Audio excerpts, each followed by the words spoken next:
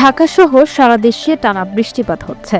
বৃষ্টিপাতের প্রবণতা আগামী 5 দিনেও অব্যাহত থাকতে পারে বলে জানিয়েছে আবহাওয়া অফিস। গতকাল শুক্রবার 4 জুলাই সন্ধ্যা 6টা থেকে পরবর্তী 120 ঘন্টার পূর্বাভাসে এ তথ্য জানানো হয়।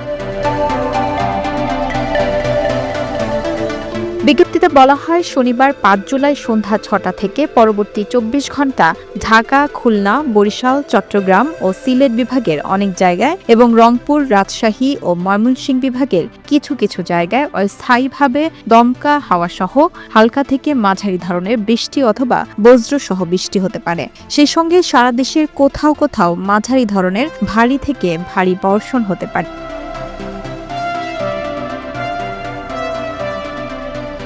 সারা দেশে দিন ও রাতের তাপমাত্রা সামান্য কমতে পারে।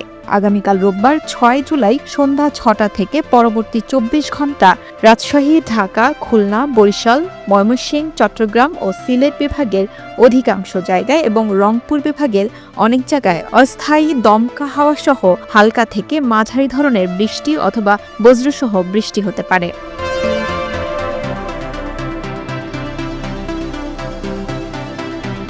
বর্ধিত 5 দিনের পূর্বাভাসে বলা হয়, বৃষ্টিপাতের প্রবণতা অব্যাহত থাকতে পারে।